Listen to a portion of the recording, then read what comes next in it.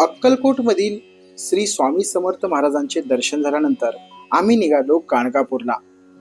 गाणगापूरला श्री दत्त इथे आम्ही गाडी ठेवून त्रिवेणी संगमला नदीवरती अंघोळ करण्यासाठी सुरुवातीला जावे लागते.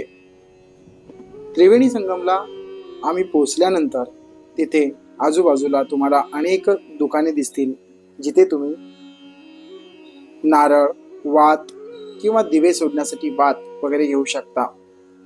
पूजेचं साहित्य सुद्धा तुम्हाला इथे मिळतं. इथे अनेक ठिकाणी तुम्ही नदीमध्ये दिवे सोडण्यासाठी आणि तुमची इच्छा पूर्ण करण्यासाठी तुम्ही इथे वाती आणि दिवे घेऊ शकता. हीच ती जागा जिथे श्री नरसिंह सरस्वती यांनी स्नान करत होते. आणि या ठिकाणी तुम्ही आल्यानंतर तुम्हाला इथून तुमची जर काही इच्छा असेल आणि त्या इच्छा तुम्ही जर मनातून व्यक्त केलात आणि इथे व्यक्त करून जर तुम्ही दिवा त्या नदीमध्ये सोडलात तर तुमची इच्छा पूर्ण होते. इथे अनेक लोक त्या नदीच्या किनारी स्नान करत होते. काही जण फोटोवरती सेल्फी घेत होते. इथे बोट सुद्धा अवेलेबल आहे. इथून तुम्ही बोटीने प्रवास सुद्धा करू शकता.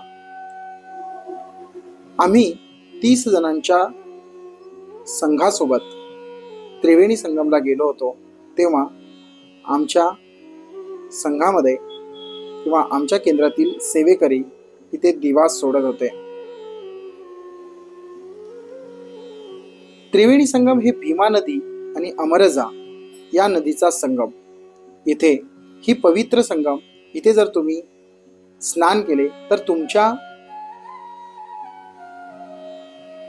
आयुष्यामध्ये जे तुम्ही पाप केलात ते पाप सर्व इथे धुवून जातात आणि इथे तुम्ही शुद्ध होता. त्यासाठी तुम्ही मनातून इच्छा व्यक्त करून तुम्ही नारळ आणि दिवा तुम्ही इथे सोडू शकता. नदीची पूजा केल्यानंतर नदीमध्ये येऊन तुम्ही नदीवरून आंघोळ सुद्धा करू शकता किंवा तुम्ही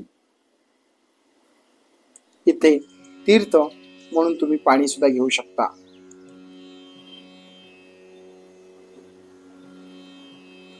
इथे अनेक लोक सेल्फी सुद्धा काढत होते. शिवाय इथे आल्याचा आनंद खूप मोठा होता. त्रिवेणी संगमच्या नदीवरती आंघोळ केल्यानंतर तुम्ही वरती आलात तर तुम्हाला येथे एक मोठा असा झाड दिसेल. या झाडाच्या खाली काही देवदेवतांचे फोटो आहेत आणि इथे बऱ्याचशा गोष्टी तुम्हाला पाहायला भेटतील. जसे की इथे अनेक लोक धागे बांधतात आणि या झाडाला जे कोणी धागे बांधतील, इच्छा व्यक्त करून जर धागे बांधला तर तुमची इच्छा पूर्ण होते असे इथली आख्यायिका सांगते. मी माझ्या मनातली इच्छा व्यक्त करून तिथे धागा बांधलं आणि त्यानंतर पुढे निघालो. पुढे निघाल्यानंतर तुम्ही इथे पाहू शकता. इथे जर तुम्हाला गुरुचरित्र वाचायचं असेल, पारायण करायचं असेल तर तुम्हाला ह्या पारायणाच्या ठिकाणी येऊन पाहू शकता. आणि इथे 11 दिवस, सप्ताह, महिना जसं तुम्हाला जमेल तसं तुम्ही इथे पारायण करू शकता. याच ठिकाणी देऊळ बंद या मराठी चित्रपटाचं इथे शूटिंग करण्यात आलं होतं. आणि हीच ती जागा आहे जिथे अनेक लोक भक्तिभावाने प्रदक्षिणा घालताना दिसत आहेत. इथे एक छोटंसं मंदिर सुद्धा आहे आणि त्या मंदिरात अनेक लोक दर्शन घेताना तुम्हाला इथे दिसत आहेत, प्रदक्षिणा घालताना दिसत आहेत. आणि इथे तुम्ही पाहू शकता इथे अनेक लोक भक्तिभावाने गुरुचरित्र आणि पारायण करताना सुद्धा दिसत आहेत. आम्ही इथल्या मंदिराला 2 ते 3 प्रदक्षिणा घातल्या आणि आम्हाला खूप आनंद मिळाला, कारण अनेक लोक भक्तिभावाने इथे पूजा करत होते. येथील मंदिराच्या समोरच तुम्ही इथे दिवा सुद्धा लावू शकता.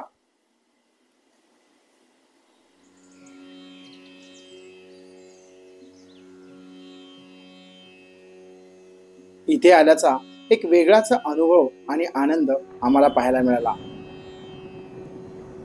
येथील मंदिरामध्ये तुम्ही गेलात आणि मंदिरातील आतील दर्शन तुम्ही घेतलात तर तुम्हाला एक चांगल्या प्रकारचा अनुभव पाहायला मिळतो.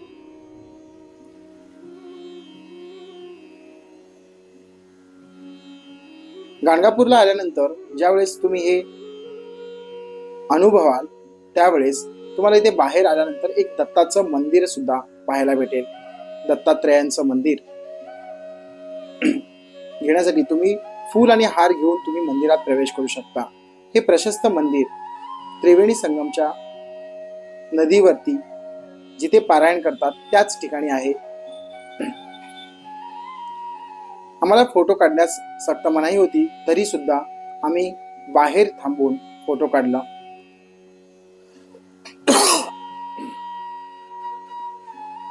श्री नरसिंह सरस्वती दत्तात्रेयांचा हे मंदिर पाहून आमच्या मनाला खूप आनंद झाला आणि इथून आम्ही दर्शन घेऊन निघालो गाणगापूरला श्री दत्तात्रेयांचं दर्शन घेण्यासाठी. दत्तात्रेयाचं दर्शन घेण्यासाठी आम्ही निघत असताना आम्हाला श्री स्वामी समर्थ महाराज सुद्धा दिसले. आता दत्तात्रेयाचं दर्शन आम्ही कसं घेतलं हे तुम्हाला मी पुढच्या व्हिडिओत सांगणार आहे. तोपर्यंत धन्यवाद.